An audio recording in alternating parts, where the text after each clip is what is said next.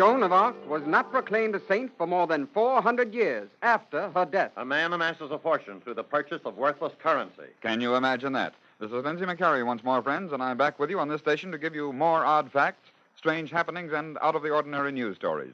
We'll all return in just 1.5 minutes with the first one, so leave your dial turned right there, will you please? Thank you. Well, the fates were kind to Gus Hildebrand and Fred Schmidt of Northwood, Iowa. Gus and Fred were driving along in their car over a snow-covered road. The snow made it rather rough going, and then suddenly their car skidded and turned over.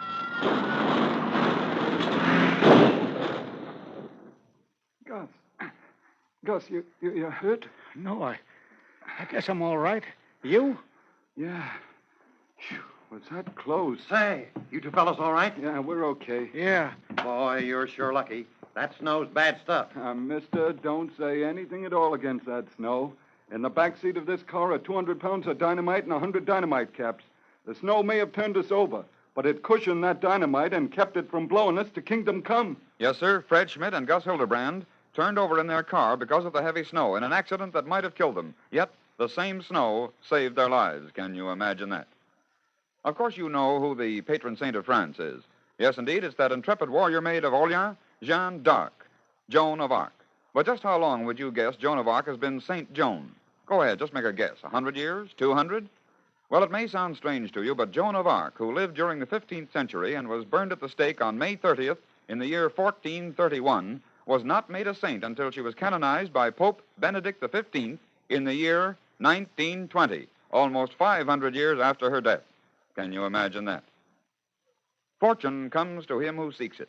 There's an old saying that the school books will throw at you to prove that success is 1/10 inspiration and 9/10 perspiration. But never was that saying more discredited than in the case of Timothy Dexter. His amazing run of fortune probably qualifies him as the world's luckiest man. Why? Well, listen to his amazing story.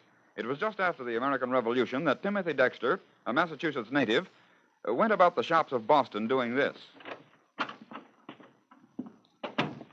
Good afternoon, sir. What can I do for you? My name is Timothy Dexter. I would like to know if you have any continental money. Do I have any? Mr. Dexter, I have more than I want. I have drawers full of that worthless, dirty paper. Very well. I'm willing to buy all you have. And another thing. What? You want to buy that worthless stuff? Yes, all you've got. I'll pay you in guineas, shillings, Spanish pieces of 8, or whatever you choose. So Timothy Dexter went about buying worthless continental paper money. Worthless because the newly formed United States of America had no financial credit abroad. People called Timothy Dexter a crazy man, and it looked as though he were. Then something happened. A man named Alexander Hamilton did amazing things about the credit of the United States, and the people found themselves natives of a country with sound financial institutions. And Timothy Dexter, on a crazy man's hunch, became wealthy. But you'll say that wasn't luck. Timothy Dexter was shrewd. Yes, but his story isn't finished yet. Determined to continue in business, Mr. Dexter bought a huge consignment of warming pans, those long-handled copper affairs with perforated tops, which were placed in bed to take off the bitter chill. Dexter bought them and sought out a ship's captain. Captain, I want you to take a cargo to the West Indies for me. All right, Mr. Dexter, and what might the cargo be? Warming pans. Warming pan? Oh, now, look, sir, a joke's a joke. But warming pans in the West Indies is something beyond a joke. Why, I might just as well send them to the Hades for all the use they'd be. The West Indies are tropical. People don't even use covers on their bed, much less warming pans. Nevertheless, I want you to take them to the West Indies. Over everyone's objections, the warming pans went to the West Indies. A strange cargo for the tropics. People looked at Dexter and then tapped their heads with significant gestures. But listen now to a West Indies sugar planter. See. These things are just what I need. You see, senor, when we boil the sugar to get molasses, we must have long-handled pans to dip out the molasses. And the tops of the pans with the holes in are just right for straining. Can you imagine that? The West Indies planters used the warming pans for bailing molasses out of the kettles. And once more, Timothy Dexter realized a huge profit on a harebrained venture. Shrewd again, you say? Well, now listen to this. No, Timothy Dexter's nightmarish story isn't over yet. For while he was engaged in building a ship, he overheard the captain say that the vessel needed stay stuff. Timothy immediately misunderstood the term, and thinking the captain meant the same sort of stays that went into, of all things, women's corsets, Mr. Dexter went out and bought all the whalebone he could find. His storerooms were glutted with whalebone, while the while all of Massachusetts laughed at the Dexter's fantastic mistake. But it wasn't long before... But I tell you, sir, there isn't a piece of whalebone to be had. And with this new style for women coming in, the corsets must be lined with whalebone. Forget it. We've got to have it. A man named Timothy Dexter bought a huge lot for some outlandish purpose. He'll charge a stiff price, sir. All right. We'll charge a stiff price for the corsets. But get that whalebone. Once more, Timothy Dexter's amazing luck propelled him into the lap of smiling fortune. But still he went on and on. His next venture was a shipment of cats, Bibles, and woolen mittens to the West Indies. The West Indies again. What possible use could there be for cats, Bibles, and woolen mittens? But Dame Fortune showed her pearly teeth again. A plague of rats infested the West Indian warehouses, so the cats were bought. A religious revival swept the West Indies, and the last Bible was sold at a profit. Then, to crown this lopsided adventure, a Danish merchant who just happened to be at a West Indian port thought the woolen mittens just the things for those cold Baltic nights, and he purchased the entire shipment. Can you imagine that? By this time, Timothy Dexter was a merchant prince. He was dubbed Lord Timothy by an amazed and staring populace. Now for the staggering finish to Lord Timothy's mercantile adventures. Carrying coals to Newcastle had always been a phrase denoting the utmost in folly, for Newcastle was the great British port out of which went great quantities of coal. But Timothy didn't care about that. Instead, he purchased coal and said, Captain, I want you to take this cargo of coal to Newcastle. Oh, now, just a moment, Mr. Dexter. I carried warming pans, mittens, cats, and Bibles to the West Indies. Maybe that was all right. Must have been, because you sold at a profit. But carrying coal to Newcastle, why, sir, that's insane. The coal will go to Newcastle. The stunned captain had no choice but to obey. The cargo was loaded, and the vessel sailed out with the absurd cargo. Finally, it put into Newcastle Harbor, and once there... Captain. Yes? I understand that you have a cargo of coal aboard this ship. Now, listen. If you think you're going to make fun of me, you got another thing coming. This cargo's no affair of mine. I'm just carrying out orders. I'm not the crazy one. My dear Captain, no one said anything about anyone being crazy. I want to buy that coal. Huh? You want to buy the coal? I'm a coal merchant. Yes, but you've got coal here. Of course we've got coal. But there is labor trouble at present, and we can't get men to get the coal out. We need it, and I'm willing to pay your employer a good price for this cargo of coal. So Timothy Dexter carried coals to Newcastle and sold them. The labor trouble developed while Dexter's vessel was still on the high seas, so he could have known nothing of the strike in Newcastle. But the fact remains that Timothy Dexter, child of fortune, upon whom Lady Luck showered wealth and plenty, started by buying worthless money, selling warming pans in a tropical country, and ended up by carrying coals to Newcastle. Can you imagine that? Comes now our little foray into the musical world to lend melody to this session of Can You Imagine That? At this time, we're once again going to give you the chance to test your musical wits. That is, we're going to play a part of a number and then have you try to detect which other number resembles it. This time, of all things, we're going to throw How Dry I Am at you. During the dry days of the 1920-1932 era, even automobile horns were equipped with the mournful cry of How Dry I Am. It was used by theater orchestras, singers, pianists for comedy touches. But I wonder if any of those who played or sang it detected a resemblance to a selection from one of the most famous of all light operas. See if you can put your finger on the selection after you hear How Dry I Am. Ready? Here goes.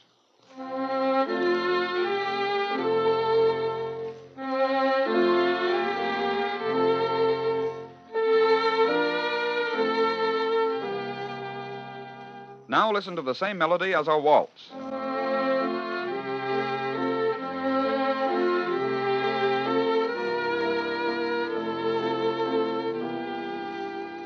Yes, indeed. The melody of How Dry I Am becomes the beloved Merry Widow Waltz when played in 3/4 tempo. Can you imagine that? Now listen to our presentation of that grand old song from Franz Lehauer's most noted opera. Did you ever wonder where some of our most enjoyable customs come from? For instance, those surrounding the marriage ceremony. Well, listen to the origin of a few of them. The custom of June weddings originated with the ancient Romans, whose goddess Juno, the faithful wife of Jupiter, was revered as the goddess of marriage, and for whom the month of June was named. The custom of throwing old shoes after a bridal couple originated in the Bible, the book of Ruth, 4th chapter, verses 7, 8, and 9. Now this was the manner in former time in Israel, concerning redeeming and concerning changing. For to confirm all things, a man plucked off his shoe and gave it to his neighbor.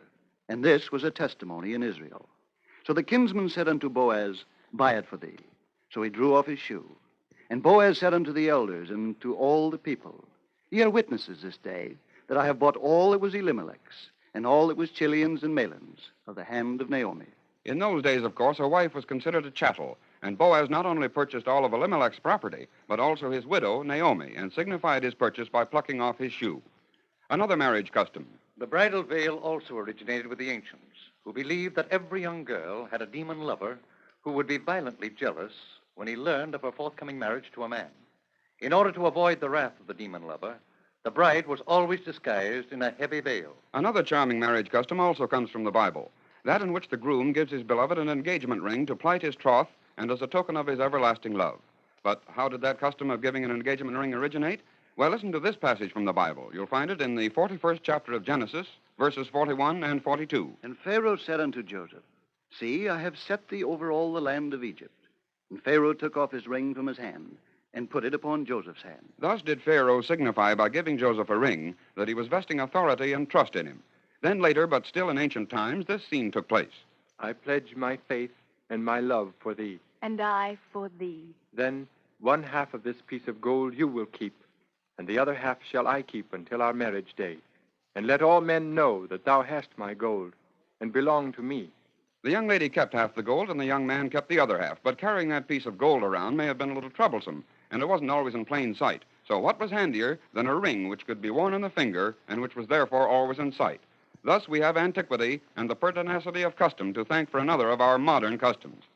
Well, now, a far cry from ancient customs is this little modernism. It seems that winged Mercury and sly little Cupid flew hand in hand over a Southern California field on July 23rd, 1938, to assist a young couple to avoid the annoyance of complying with a certain California law.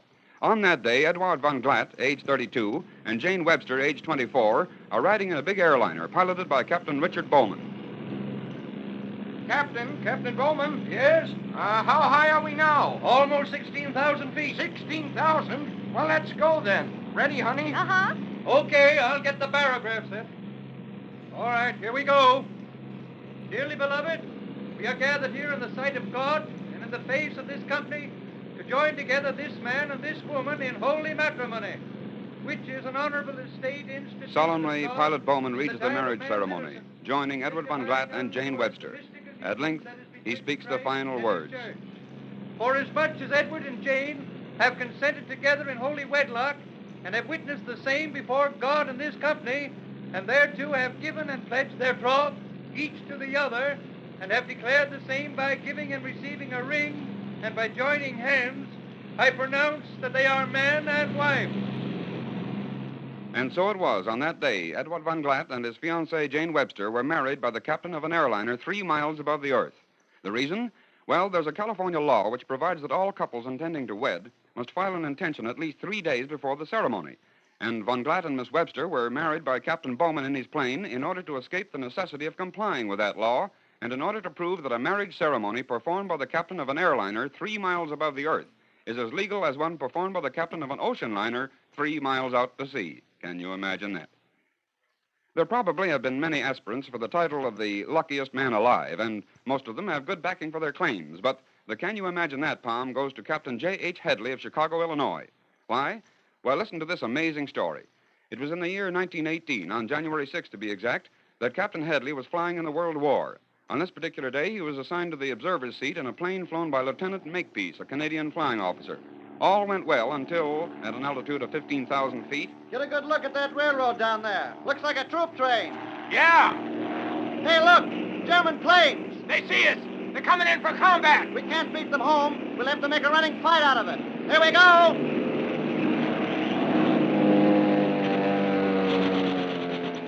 Suddenly, in a maneuver calculated by Lieutenant Makepeace to throw an attacker off his tail, Headley was catapulted from his seat and out into the air with nothing below him but space. Machine guns chattered, planes roared and dived, and Captain Headley? Well, listen to the account in the logbook of the flight. January 6, 1918. Machine number 7255. Height 15,000 feet. Lieutenant Makepeace, M.C. Reports Captain J.H. Headley accidentally thrown into air. Afterwards alighted on tail, same machine, and rescued. Can you imagine that? That brief report in the log doesn't show Captain Headley's feelings when he was bucked from the plane, nor does it record what must have been sheer stark amazement when he found himself thrown back onto the tail of the same plane, probably drawn in by the suction. Personally, I nominate J.H. Headley for the office of the luckiest man alive. Do I hear any seconds? Many years ago, Charles A. Dana, famous newspaper editor, made this statement. If a dog bites a man, it's not news. But if a man bites a dog, then you have a story. Ever since Mr. Dana made that statement, people have used it without thinking much about it, except to remember that news must be important. But from a newspaper of April 26, 1929, comes a story that illustrates down to the finest detail that man bites dog is news. It was in that month that Mr. Francis M. Eckhart of Denver, Colorado, was walking with his friend, Miss Dorothy Ham. Gee, this is a fine night, isn't it? Spring just around the corner, the leaves budding out on the trees. Maybe you should have been a poet. Oh, a dog. Say, I didn't notice him. Gosh, he's a big fella. A police dog. Go on home, boy. Go on. Go on away. Oh, Francis, he's coming at me. Well, you shouldn't have waved your arm. Look out. He's biting me. Francis, help. I'll beat him off. The blows delivered by Mr. Eckert's fists only served to infuriate the beast even more. Then, in desperation, Mr. Eckert lunged at the dog and... And what did Mr. Eckert do to that dog? Well, in his own words, said that intrepid gentleman. Hitting him didn't do any good. I had to do something quickly because he had his teeth in Dorothy's arm. So I leaned over and sank my teeth in his ear, just as hard as I could. He let loose of Dorothy's arm and went howling down the street as if there were a whole flock of tin cans tied to his tail. And there is Mr. Charles Dana's maxim come to life in the person of Mr. Francis Eckert, who literally bit himself a niche in journalism's Hall of Fame by biting a dog. Can you imagine that? At the beginning of this program, you heard the statement, "A revolutionary song of derision is turned into a marching song of victory by an enemy." It was previous to the American Revolution that the British soldiers, smartly uniformed, immaculately groomed, well-trained in drills and maneuvers, were stationed on the east bank of the Hudson River just south of Albany, New York, in June of 1755 under the command of General Amherst. The French and Indian War was being fought, and, of course, the colonial or provincial troops were solicited to help in the campaign. These colonial troops were a motley assortment of men from the early colonies, some in long coats, some in short coats, some wearing their hair long, some short, and some even proudly displaying enormous wigs. They were, quite naturally, the subject of many derisive, jeering jibes from the smart British regulars. During this period, a regimental surgeon named Dr. Richard Shuckburgh decided to taunt the tattered Continentals further by foisting a ridiculous, contemptuous song upon them in the guise of a famous martial air. He remembered an old English nursery rhyme that went something like this. Lucy Lockett lost her pocket, Kitty Fisher found it. Nothing in it, nothing on it, but the binding round it. And so Dr. Shuckburgh wrote some new verses designed to hold the poor, unsuspecting American Continentals up to disparaging ridicule. The joke caught on immediately. The new song spread through the ranks of the colonial troops like wildfire. They worked to it, played to it, marched to it, and fought to it. And all the while, the English regulars laughed up their neat sleeves at the gullibility of the awkward colonials. What the English didn't know then, however, was that this same song was destined to prove a boomerang some years later.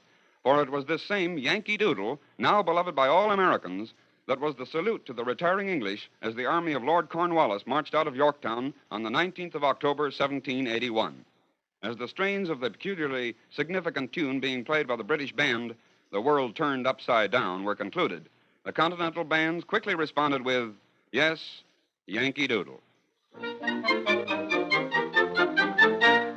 Father and I went down to camp along with Captain Good, and there we saw the men and boys as thick as hasty pudding. Yankee Doodle, keep it up, Yankee Doodle dandy. Mind the music and the step, and with the girls be handy. And there was Captain Washington upon a slapping stallion, giving orders to his men. I guess there was a million. Yankee Doodle, keep it up, Yankee Doodle dandy. Mind the music and the step, and with the girls be handy.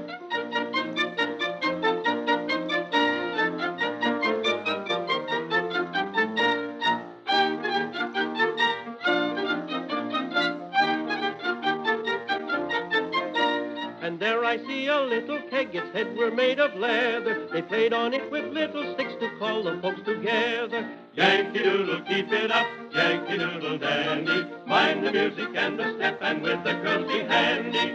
And so this homely little melody with its ill-rhymed verses, intended at first as a taunt, has become the symbol of American victory in the War of the Revolution. And by the way, the only piece of music to be born of that war which has remained to be sung to this day.